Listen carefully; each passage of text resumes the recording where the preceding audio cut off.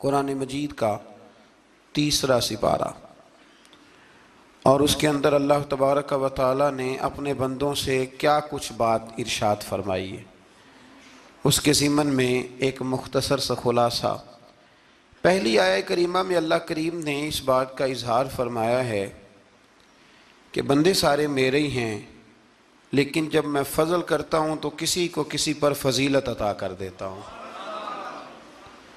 ارشاد فرمایا تلک الرسل، یہ رسولوں کی جماعت ہے، فضلنا بعضهم علی بعض، پر ہم نے بعض کو بعض پر فضیلت عطا کر دی۔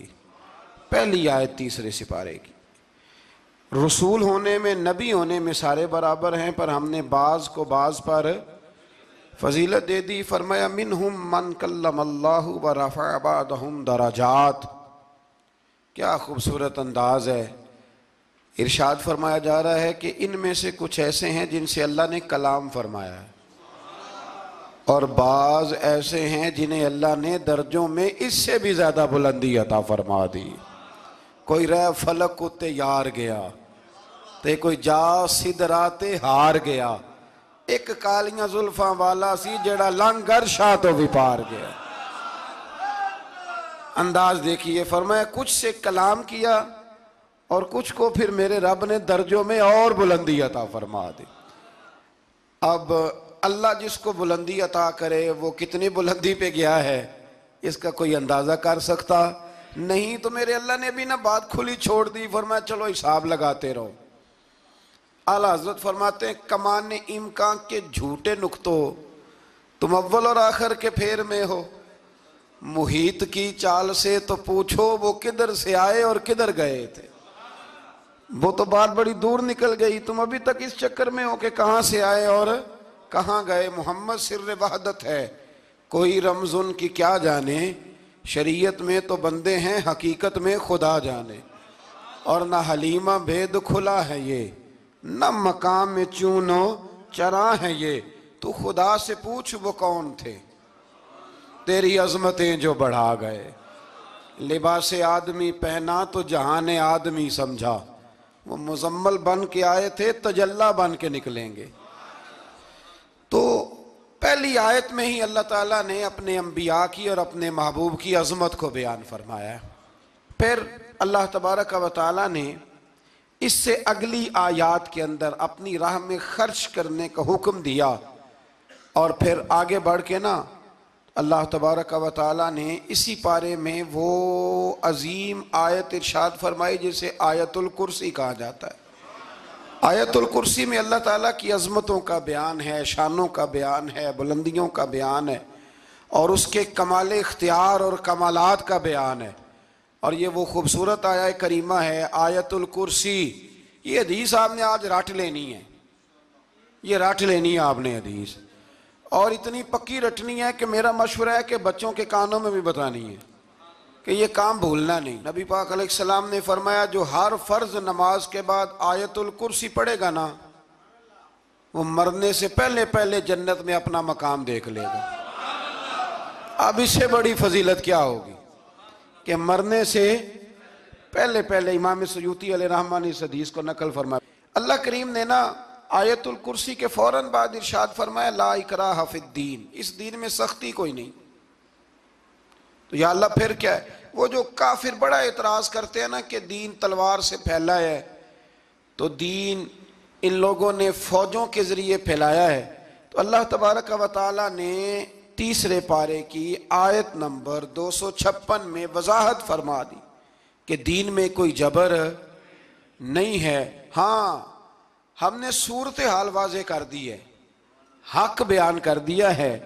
اب جو بندہ انکار کرے گا اس حق کا وہ شیطان کے ساتھ ہے، اور جو ایمان لے آئے گا تو پھر اس نے ایک مضبوط چیز کو پکڑ لیا ہے، اور اس مضبوط چیز کو پکڑا ہے جس نے کبھی کھلنا نہیں ہے۔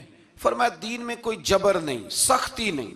لیکن نا دل اللہ کے کنٹرول میں ہے نا سارے، تو اللہ اگر چاہے تو سارے کافروں سے کلمہ پڑھوا دے، لیکن رب فرماتا ہے میں تمہیں حق بتاؤں گا، مان لو گے تو جنت ہے، نہ مانو گے تو جہنم ہے۔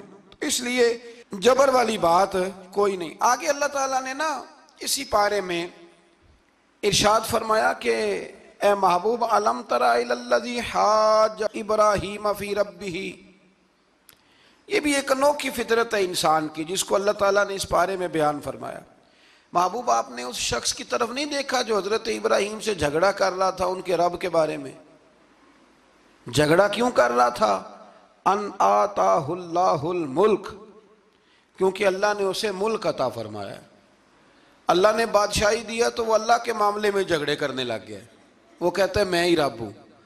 تو حضرت ابراہیم علیہ السلام نے فرمایا میرا رب تو وہ ہے جو زندہ کرتا اور مارتا ہے۔ تو بیوقوف نے دلیل کیا دی؟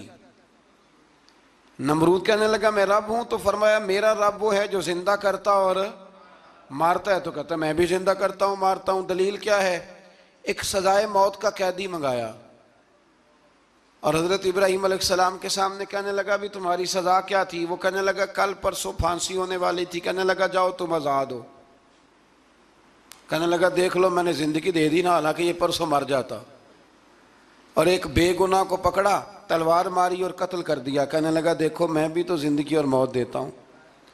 اب حضرت ابراہیم اس کی اس دلیل پر اعتراض کر سکتے تھے، آپ نے خاص غور کرنا ہے بات پہ، اعتراض کر سکتے کہ تو پاگل ہے، زندگی تو یہ ہے نا کہ جس کو تلوار سے مارا ہے اسے اٹھا کے دکھا، یہ اعتراض ہو سکتا تھا۔ لیکن جب کوئی بیوقوفوں جیسی دلیل دے نا، تو علم مناظرہ کا اصول یہ ہے کہ پھر اسے اس کی زبان میں جواب دیا جاتا ہے، پھر اسے یعنی پھر اس کو یہ نہیں آپ کہیں گے کہ یہ تو نے کیا کیا۔ اب جس طرح کا منہ ہوگا تھپڑ بھی، یہ بزرگوں کی مثالیں ہیں نا، تو اس نے کہا جی دیکھو میں نے بھی بندہ ایک زندہ کر دیا ایک مار دیا ہے، اب یہ اس کی بیوقوفوں جیسی دلیل تھی، لیکن چونکہ بندہ ہی بیوقوف تھا تو اس کی اس کو سمجھ نہیں آنی تھی، تو حضرت ابراہیم نے دلیل بدل لی اور آپ فرمانے لگے چلو پھر اگر یہی بات ہے تو میرا رب وہ ہے جو سورج کو مشرق سے نکالتا ہے اور مغرب میں غروب کرتا ہے۔ تو اگر رب ہے نا تو اس طرح کر فاتی بہا من المغرب، تو اسے مغرب سے نکال، چل یہ تو نے زندہ مردہ کر کے دکھا دیا نا، تو مغرب سے نکال۔ فبہت الذی کفر، تو کافر پریشان ہو گیا، اس لیے کہ وہاں سے نکال سکتا نہیں تھا۔ تو جب آپ کسی سے گفتگو کرتے ہیں نا تو الجھے نہیں، بات ایسی کریں جس کا کوئی جواب موجود نہ ہو۔ یہاں مفسرین نے ایک بڑی شاندار بات لکھی ہے، مفسرین کہتے ہیں کہ اگر وہ یہ کہہ دیتا نا یہاں پہ، کیونکہ بیوقوف تھا نا کہہ نہیں سکا، اگر کہہ دیتا نا کہ مشرق سے تو میں نکالتا ہوں، تو آپ اپنے رب سے کہیں وہ مغرب سے نکالے، تو مفسرین کہتے ہیں اگر حضرت ابراہیم فرما دیتے نا تو رب کریم نے سورج مغرب سے بھی نکال دینا تھا، لیکن فبہت الذی کفر، وہ یہیں پہ نہ رہ گیا۔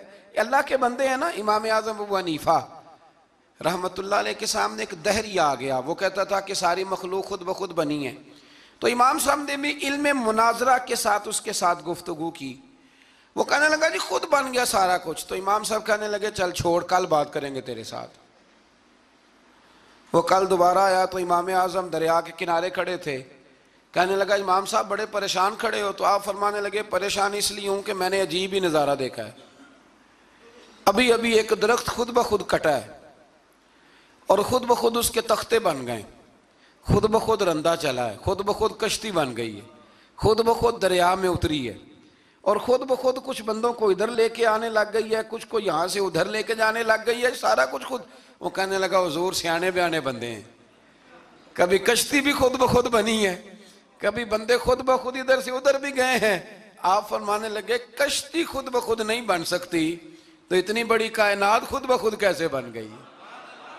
اور اگر بندے ادھر سے ادھر خود بخود نہیں آ سکتے تو بتا یہ سورج اور چاند خود بخود ادھر سے ادھر کیسے روز چلے جاتے ہیں؟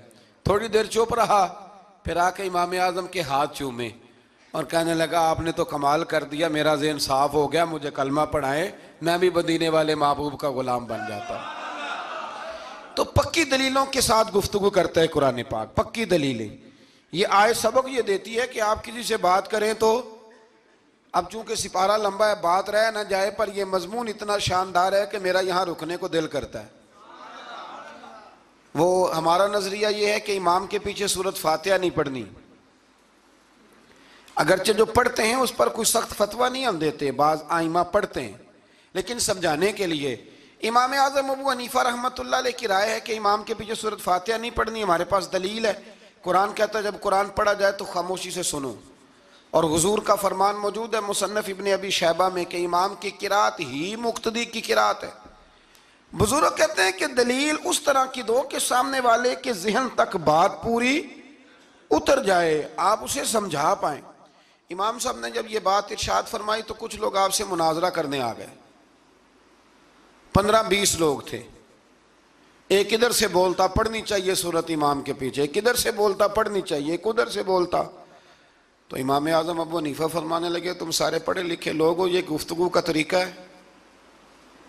اس طرح بات کرتے ہیں کسی کے سامنے؟ میں اکیلا ہوں اور تم 15 لوگ ہو، کوئی ادھر سے بولتا ہے کوئی ادھر سے بولتا ہے، طریقہ کرو کوئی بات کا. وہ چپ کر گئے، کہنے لگے ویسے ٹھیک تو ہے، ہم تو غیر مہذب ہو گئے. تو امام صاحب کہنے لگے ایک بندے کو منتخب کرو وہ میرے سامنے آئے. انہوں نے ایک بندہ منتخب کر لیا. وہ کہنے لگا جناب یہ ہمارا نمائندہ ہے، یہ اگر جیت گیا تو ہم سارے جیت گئے، یہ اگر ہار گیا تو ہم سارے. تو امام صاحب کہنے لگے کیوں منتخب کیا؟ کہنے لگے جی سارے بولیں گے تو سمجھ نہیں نہ آئے گی کوئی کیا کہہ رہا ہے، کوئی کیا کہہ رہا ہے، کوئی کہاں ہے کوئی کہاں ہے. تو امام صاحب کہنے لگے میرا بھی مسئلہ یہی ہے، ایک الحمدللہ رب العالمین پہ ہے اور دوسرا صراط الذین انعمت علیہم پہ ہے. تو میں بھی کہہ رہا ہوں کہ جو امام آگے لگا لیا نا اس پر اعتبار کرو، اس پر اعتبار کرو. تو دلیل وہ دیں کہ جو دلیل سامنے والے کے ذہن میں اتر جائے. چلیں جی تھوڑا آگے چلتے ہیں. اللہ کریم نے نا آگے ایک اور مثال بیان کی. یہ جو بہت سارے لوگوں کے دلوں میں خیال آتا ہے نا قبروں میں جائیں گے ہڈیاں گل جائیں گی سڑ جائیں گی تو کیسے اٹھیں گے. تو اسی پارے کی آیت نمبر 259 میں اللہ تعالیٰ نے ہمارا وہ مسئلہ بھی حل کیا اور 2 واقعات تفصیل کے ساتھ تیسرے پارے میں بیان فرمائے. اللہ کریم فرماتے ہیں کہ کیا آپ نے اس شخص کو نہیں دیکھا کہ جو ایک ایسی بستی پر سے گزرا وَهِيَ خَاوِيَةٌ عَلَىٰ عُرُوشِهَا، جو اپنی چھتوں کے بل گری پڑی تھی، یعنی بستی تباہ ہو گئی تھی. وہ آدمی وہاں سے گزرا، وہ حضرت عزیر علیہ السلام تھے. بہت سارے مفسرین کے نزدیک بعض نے یہ لکھا ہے کہ چونکہ یہاں اللہ نے کسی کا ذکر نہیں کیا تو ہم بھی کسی کو مخصوص نہیں کرتے، لیکن کثیر کی تعداد یہ ہے کہ حضرت عزیر تھے. آپ گزرے ایک بستی میں تو آپ نے دیکھا کہ وہ بستی تباہ حال ہو گئی ہے اور زمین پلٹ دی گئی ہے، چھتوں کے اوپر لوگ مرے ہوئے پڑے ہیں. تو آپ کے دل میں خیال آیا کہ یا اللہ تو انہیں کیسے زندہ کرے گا بعد موتہا، مرنے کے بعد. خیال آیا، اللہ کریم نے نا انہی پہ موت طاری کر دی، حضرت عزیر علیہ السلام پہ. ان کے پاس تھوڑا سا کھانا تھا، ایک گدھا تھا، درخت کے نیچے لیٹ گئے گدھے کو باندھ کے. اللہ تعالیٰ نے ان پر نیند طاری کی اور وہ 100 سال تک سوتے ہی رہے. وہ بے آباد بستی آباد ہو گئی، وہاں شہر آباد ہو گیا، دنیا آباد ہو گئی، زمانہ آباد ہو گیا. آپ جب سوئے تو آپ کی عمر مبارک 40 سال تھی. 100 سال کے بعد اٹھے، ثم بعثا، جب اٹھے قال کم لبثت، اللہ نے فرمایا کتنی دیر سوئے؟ قال لبثت یوما او بعد یوم، کہنے لگے یا ایک دن سویا ہوں یا دن کا تھوڑا سا حصہ. تو رب کریم نے فرمایا نہیں، آپ تو 100 سال تک سوئے رہے. فرمایا وہ دیکھو ذرا گدھے کی طرف. وہ گدھا جو تھا نا ان کا وہ گل سڑ گیا، ہڈیاں بکھر گئیں، اور وہ جو کھانا تھا نا پھل تھے، شربت تھا، سالن تھا، اس کا حال یہ ہے کہ لم یتسنہ، وہ باسی بھی نہیں ہوا. یہ ہے میرے رب کی قدرت. جس نے پہلے گل سڑ جانا تھا وہ باسی بھی نہیں ہوا اور وہ گدھا اس کی ہڈیاں بھی بکھر گئیں. تو رب کریم نے فرمایا سمجھ آئی ہے میں مردے کیسے زندہ کروں گا؟ عرض کی یا اللہ ایسی سمجھ آئی ہے جو کبھی بھولے گی بھی نہیں. 100 سال تک سوئے رہے. یہ بڑا لطیف واقعہ ہے. حضرت عزیر علیہ السلام اٹھ کے نا تو اپنے گھر گئے تو کوئی پہچانتا ہی نہیں تھا. ایک بوڑھی اماں جس کی عمر بہت زیادہ ہو گئی تھی اس کو جا کے سلام لی تو آپ فرمانے لگے اس اماں سے یہ عزیر کا گھر ہے؟ تو اماں فرمانے لگی ہاں ہے تو عزیر کا، لیکن وہ تو 100 سال پہلے غائب ہوئے، دوبارہ آئے ہی نہیں. آپ فرمانے لگے اماں میں ہوں عزیر. اماں کہنے لگی کہ عزیر کی تو ہر دعا قبول ہوتی تھی اگر آپ عزیر ہیں نا تو دعا کریں، میری ٹانگیں جواب دے گئی ہیں، آنکھوں سے نظر نہیں آتا، آپ دعا کریں، اگر آپ واقعی عزیر ہیں تو اللہ مجھے شفا دے دے گا۔ تو حضرت عزیر نے دعا کی تو رب نے انہیں شفا دے دی۔ حضرت عزیر کی عمر اس وقت بھی 40 سال تھی۔ حضرت عزیر کی عمر جب گئے تب بھی، واپس آئے تو، اور حضرت عزیر کا بیٹا ان سے ملا تو اس کی عمر 118 سال تھی، پوتے بھی بوڑھے تھے۔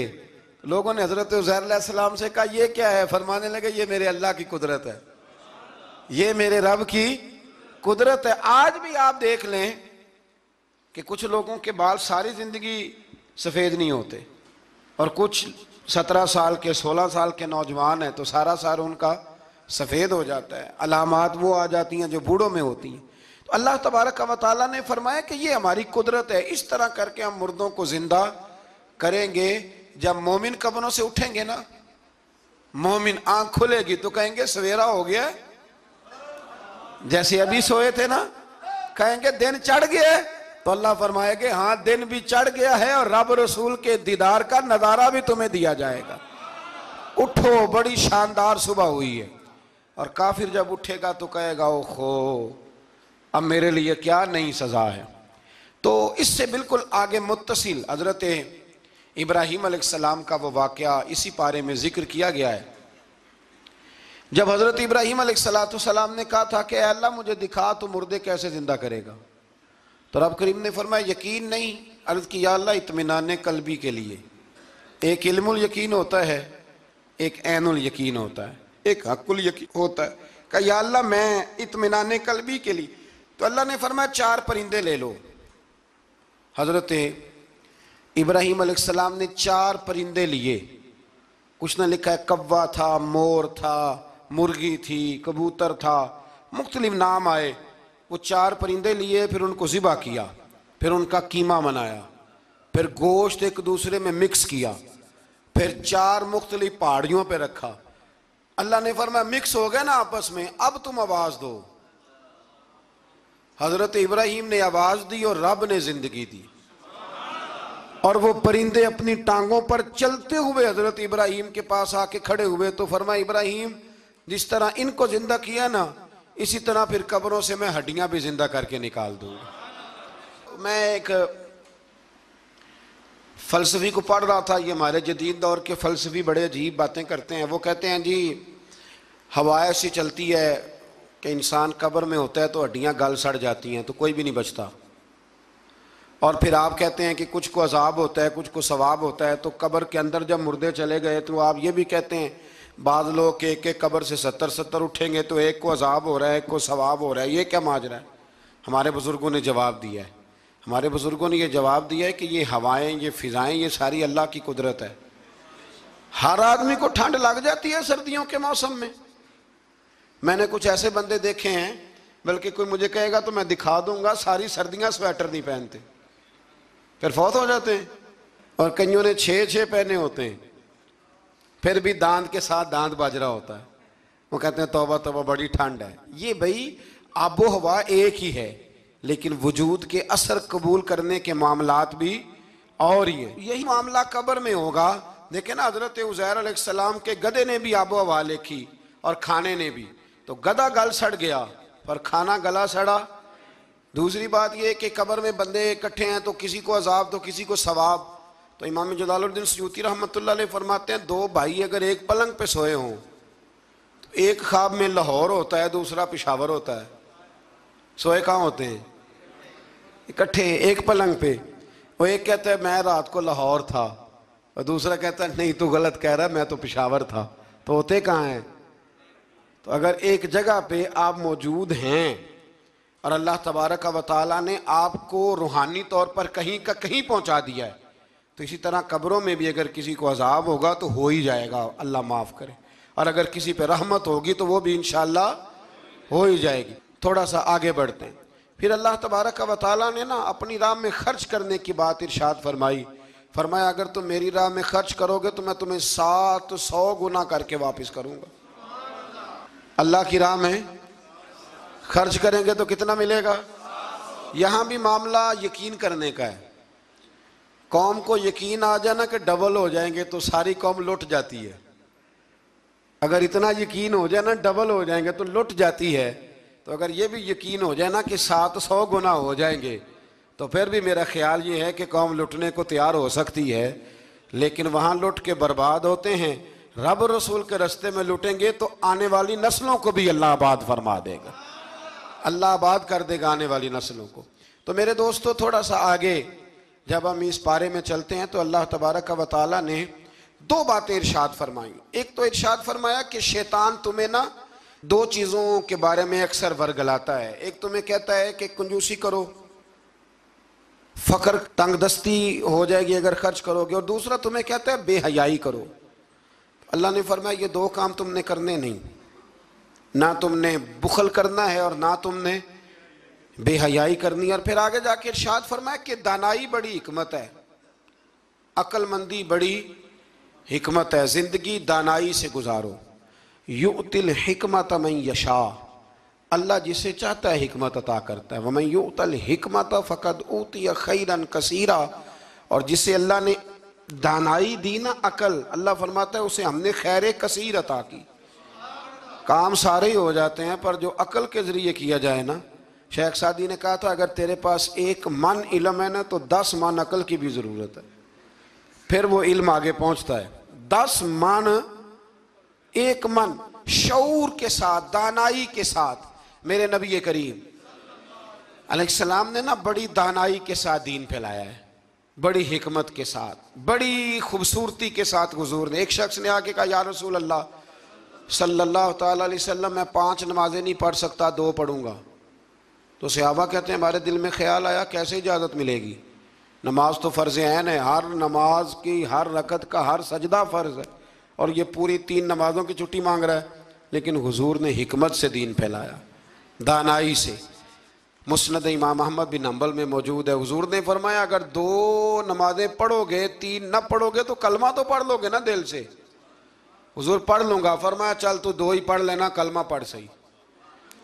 حضرت ابو ہریرہ کہتے ہیں اس نے 3 نمازوں کی چھٹی کی شرط پر کلمہ پڑھا, ابھی پورا ہفتہ نہیں ہوا تھا کہ اس نے 5 نمازیں کیا تہجد بھی شروع کر دی. اس شخص نے پھر اشراق اور چاشت بھی پڑھی, وہ ساری رات مصلی پہ بھی بیٹھا. لہٰذا دانائی کے ساتھ. گھر بھی آپ کا حکمت سے چلے گا, دانائی سے چلے گا. دکان بھی آپ کی حکمت اور دانائی سے چلے گی. تو مسلمان اس کو نہیں کہتے جو جذباتی ہو جائے, جو فٹافٹ مرانے پہ اتر آئے, اس کو کہتے ہیں جو بڑی دانائی کے ساتھ حکمت کے ساتھ چیزوں کو لے کے آگے بڑھتا ہے. پھر اللہ تبارک و تعالیٰ نے نا 5ویں سے 6ٹھے رکوع میں سود کی حرمت بیان کی. اور اللہ کریم نے فرمایا کہ یہ جو لوگ کہتے ہیں نا کہ سود بھی تجارت کی طرح ہی ہے, یہ بھی تو کاروبار ہی ہے, فرمایا قیامت کے دن یہ اس طرح کھڑے کیے جائیں گے جس طرح کسی کو شیطان چھو لینا. شیطان چھوتا ہے تو وہ آدمی یوں ہو جاتا ہے جیسے پاگل ہو گیا ہے. تو ان لوگوں کو جو سود اور کاروبار کو ایک کہتے ہیں, انہیں بھی قیامت میں پاگلوں کی طرح کھڑا کیا جائے گا.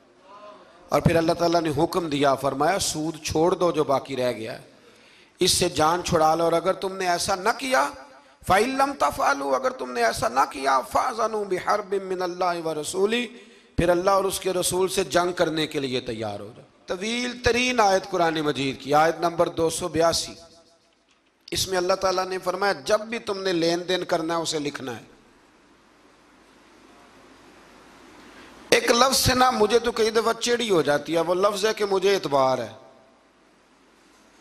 میں کہتا ہوں کہ وہ والدین بڑے ظالم ہیں جو کہتے ہیں مجھے جوان بچی اکیلی کالج جاتی ہے تو مجھے اعتبار ہے. جوان بچے کو 10-20 ہزار روپیہ جیب میں ڈال کے گلی میں بھیج دیتے ہیں اور کہتے ہیں مجھے اعتبار ہے. اسی طرح وہ لوگ بھی بڑے ظلم کرتے جو اپنے بھائی کے ساتھ لین دین کرتے ہیں, تحریر نہیں کرتے اور کہتے ہیں مجھے اعتبار ہے. اللہ کو بھی تو اعتبار ہے نا اپنے بندوں پہ. تو رب فرماتا ہے میرے بندو جب لین دین کرو تو اسے لکھ لو. یہ قرآن کا حکم ہے, یہ میرے رسول کی سنت ہے, یہ میرے نبی کا طریقہ ہے. جب بھی لین دین کریں اسے تحریر کریں, اسے طے کریں, اچھے طریقے سے نوٹ کریں, تاکہ وہ کسی جگہ پہ جا کے بھی کوئی معاملہ بھی کمزوری کا باعث نہ بنے. تو اس آیہ کریمہ میں اللہ کریم نے یہ بھی ارشاد فرمایا کہ للہ ما فی السماوات و ما فی الارض، آگے جا کے فرمایا کہ زمین آسمان میں جو کچھ بھی ہے ان سب کا مالک اللہ ہے. ہمیں اللہ نے جو کچھ دیا نا وہ استعمال کرنے کے لیے دیا ہے. اگر ہم مالک ہوتے تو قیامت میں حساب نہ دیتے. مالکوں نے کبھی حساب نہیں دیا، حساب تو منشی دیتے ہیں. اللہ نے ہمیں استعمال کرنے کے لیے چیزیں دی ہیں، اس لیے اللہ فرماتا ہے ثم لتسألن یومئذ عن النعیم، قیامت میں نا میں تم سے ایک ایک نعمت کے بارے میں سوال کروں گا. تو یہ ساری امانتیں ہیں اللہ کی. جتنا کچھ ہمارے پاس ہے، وہ کوئی بھی صلاحیت ہو، کوئی بھی قوت ہو، تو اس کو صحیح صحیح استعمال کریں امانت کو. پھر میرے عزیز، اللہ تبارک و تعالیٰ نے نا اس سورہ مبارکہ کے آخر میں ہمیں ایک دعا سکھائی ہے. وہ بڑی شاندار دعا ہے.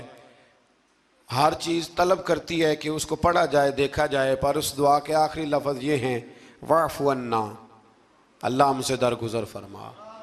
اور آخری لفظ یہ ہیں کہ واغفر لنا، اللہ ہمیں بخش دے، وارحمنا، اور اللہ ہم پہ رحم فرما، اس لیے کہ انت مولانا، تو ہی ہمارا مددگار ہے. فانصرنا علی القوم الکافرین، اللہ کافروں کے مقابلے ہمیں ہماری مدد فرما.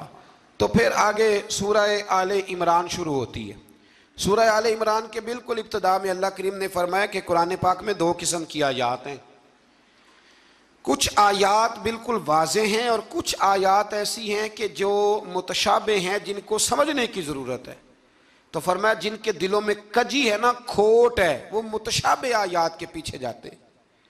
کچھ آیات بالکل واضح ہیں، کچھ کو سمجھنے کی ضرورت.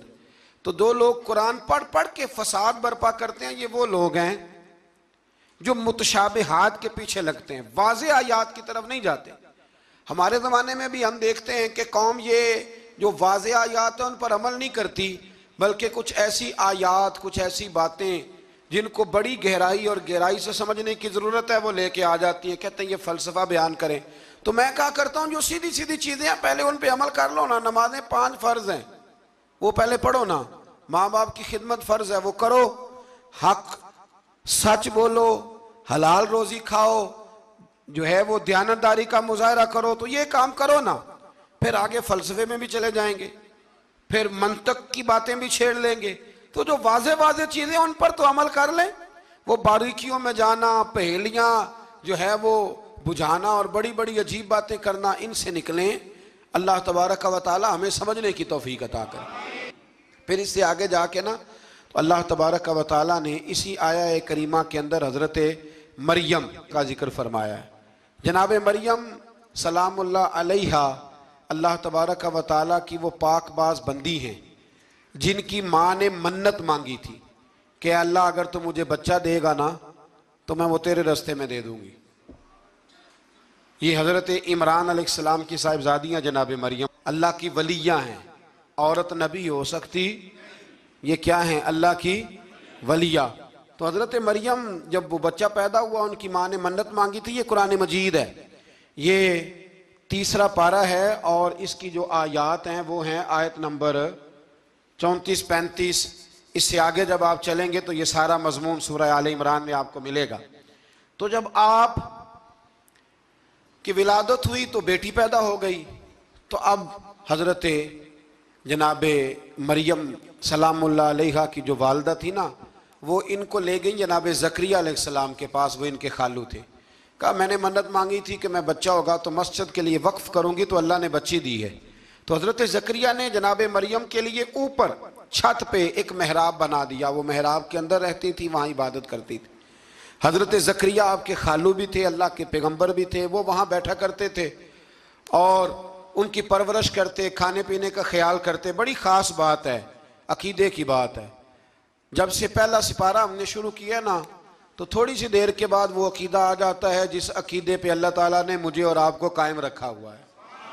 ذرا دیکھیں یہاں بھی بات کھل کے کیسے واضح آتی ہے.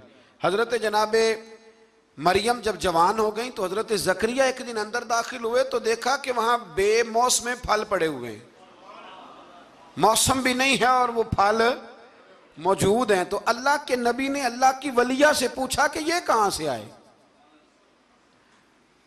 انا لکی ھذا، پوچھنے لگے حضرت زکریا یہ کہاں سے آئے؟ قالت ہوا من عند اللہ، تو حضرت مریم کہنے لگی یہ میرے اللہ کی طرف سے آئے ہیں، یہ مجھے اللہ نے دیے ہیں، اور ان اللہ یرزق من یشاء بغیر حساب، اور جب رب کسی کو رزق دیتا ہے تو پھر بغیر حساب و کتاب ہی عطا فرماتا ہے۔ تو حضرت زکریا کے پاس اولاد کوئی نہیں تھی، بوڑھے ہو گئے تھے۔ جب دیکھا نا کہ اللہ کی ولیہ کو اللہ نے بے موسم پھل دے دیے ہیں، تو خیال آیا کہ میں بھی بوڑھا ہوں، میری بیوی بھی بوڑھی ہے، تو اگر رب اپنی ولیہ کو بے موسم پھل دے سکتا ہے اور دیتا ہے اپنے کرم سے، تو اپنے نبی کو بھی تو بغیر موسم کی اولاد دے ہی سکتا ہے نا۔ اب موسم تو گزر گیا، بڑھاپا آ گیا، لیکن وہاں کھڑے ہو کے حضرت زکریا نے دعا مانگی، رب نے قبول فرمائی، اور حضرت یحییٰ علیہ السلام حضرت زکریا کو عطا فرمائے۔ تو اگر ولیہ کی محراب کے پاس کھڑے ہو کہ اللہ کے نبی دعا مانگے تو رب قبول فرماتا ہے، تو ہم داتا علی اجویری کے مزار پہ جا کے دعا مانگے تو، ہم غوث اعظم جیلانی کے مزار پہ جا کے دعا مانگے تو۔ امام شافعی فرماتے ہیں جب بھی کوئی مشکل پیش آتی ہے میں امام اعظم کے مزار پہ جاتا ہوں اور قریبی مسجد میں 2 نفل پڑھ کے ان کے مزار پہ دعا مانگتا ہوں، اللہ میری ہر مشکل کو آسان فرما دیتا ہے۔ تو بھئی یہ تو قرآن مجید کی آیات ہے نا، ان کو تو کھول کے دیکھو نا، کوئی اور معنی اس آیت کا، کوئی اور تفسیر، کوئی اور مفہوم۔ حضرت زکریا اس کے علاوہ بھی تو دعا مانگ سکتے تھے نا، لیکن انہوں نے جناب مریم کے پاس بغیر موسم کے پھل دیکھے تو دعا مانگی، بغیر موسم کے پھل دیکھے، اور یہ بھی اللہ کا فضل ہے کہ ولیہ کے پاس دیکھے تو ولیوں والا مسئلہ حل ہو گیا۔ اگر وہ نبی ہوتی تو لوگوں نے فٹافٹ کہہ دینا یہ تو نبیوں کی بات ہے۔ تو میرے بھائی اگر کسی کو بغیر موسم کا پھل چاہیے تو کسی ولی اللہ کے پاس جائے، کسی اللہ کے نیک بندے کے پاس جائے، رب بے موسم پھل بھی عطا کرتا ہے۔ تو پھر اللہ تبارک و تعالیٰ نے آگے جا کے نہیں آیات میں ارشاد فرمایا کہ ہم نے جناب مریم کو بغیر شادی کے بیٹا بھی عطا کیا، اور بیٹا بھی وہ عطا کیا کہ جو اللہ کے نبی ہے، اور بیٹا بھی وہ دیا جنہوں نے پنگھوڑے میں باتیں کرنی شروع کر۔ یہ میری خواہش ہے کہ یہ آیتیں آپ نے ضرور پڑھنی ہیں، یہ آیت نمبر 39 اور 40، انہی پر میں بھی بات ختم کر رہا ہوں۔ حضرت عیسیٰ کی شان رب کریم نے بیان فرمائی، یہ اللہ کا قرآن ہے، یہ اللہ کا قرآن ہے۔ ان کی شان کیا ہے کہ حضرت عیسیٰ علیہ السلام فرماتے ہیں کہ میں نا مٹی کی مورت بناتا ہوں، پھر اس میں پھونک مارتا ہوں، مٹی کا پرندہ بنا کے اس میں پھونک مارتا ہوں، میں پھونک حضرت عیسیٰ مارتے ہیں، اور جناب عیسیٰ کہتے ہیں وہ اللہ کے حکم سے اڑنا شروع کر دیتا ہے۔ پھونک کس نے ماری؟ اڑایا کس نے؟ وہ اتنی سی بات ہے، اس کو سمجھ لیں۔ حضرت عیسیٰ کہتے ہیں میں مٹی کی مورت بنا کے اس میں پھونک مارتا ہوں تو اللہ کے حکم سے زندہ ہو جاتی ہے، اڑنے لگتی ہے۔ حضرت عیسیٰ فرماتے ہیں میں تندرست کرتا ہوں مادرزاد اندھوں کو، لا علاج کوڑوں کو، اور میں مردے بھی زندہ کرتا ہوں، کرتا اللہ کی اجازت کے ساتھ ہوں۔ اور اسی آیت میں حضرت عیسیٰ فرماتے ہیں کہ میں تمہیں بتاتا ہوں جو تم کھا کے آتے ہو، اور وہ بھی بتاتا ہوں جو تم گھر میں چھوڑ کے آتے ہو۔ تو حضرت عیسیٰ علیہ السلام مٹی کا پرندہ بنا کے پھونک ماریں تو رب اس میں جان پیدا کر دے، مردے میں جان بھی پیدا کرتے ہیں، اور پھر حضرت عیسیٰ مادرزاد اندھ اور کوڑوں کو آنکھیں بھی دیتے ہیں اللہ کے حکم سے، اور پھر حضرت عیسیٰ علیہ السلام مردہ بھی زندہ کرتے ہیں اس کے اذن سے، جو کھا کے آتے ہیں وہ بھی بتاتے ہیں، جو چھوڑ کے آتے ہیں وہ بھی بتاتے ہیں۔ تو یہ تو حضرت عیسیٰ کی شان ہے۔ یہ حال ہے ان کے غلاموں کا، تو میری سرکار کا عالم کیا ہوگا؟ میری سرکار کا عالم کیا ہوگا؟ ایک جملہ میرے اعلیٰ حضرت کا، اور بات بڑی اعلیٰ، فرمانے لگے حضرت عیسیٰ علیہ السلام تو پھونک مار کے مردہ زندہ کرتے ہیں نا، تو فرماتے ہیں میرے نبی تو ایک نظر دیکھ لیں تو مردہ دل کو زندہ کر دیا کرتے، مردہ دل۔ اور پھر ایک حدیث سن لیں تاکہ بات اور واضح ہو جائے۔ حضور نے فرمایا علماء امتی کا انبیاء بنی اسرائیل، میری امت کے علماء بھی اسی طرح ہوں گے جس طرح بنی اسرائیل کے نبی ہوتے تھے۔ تو اگر حضرت عیسیٰ کے اندر یہ طاقت ہے تو میرے محبوب کے غلاموں میں بھی بڑی طاقت ہے۔ حضرت آصف بن برخی اگر تخت لا سکتے ہیں تو غوث اعظم بھی بیڑی اوپر اٹھا لیتے ہیں۔ اس لیے عقیدہ اور نظریہ قرآن ہے، حدیث ہے. ہم چونکہ پڑھتے نہیں، توجہ نہیں کرتے، تو لوگ ہمیں فٹافٹ، آپ یقین کریں بڑے صاف ستھرے انداز میں لوگ آ کے کہتے ہیں جی دیکھو جی یہ کدھر سے آ گیا. تو میں نے کہا یہ اللہ کا قرآن ہے، اور قرآن میں نہ ہو ہمیں بات کرنے کی کیا ضرورت ہے. یہ سارے عقائد اور نظریات وہ ہیں جو رب کریم نے خود قرآن مجید میں ہمیں عطا فرمائے ہیں. اللہ آپ کو خوش رکھے، بابرکت رکھے. آخر دعوانا الحمد.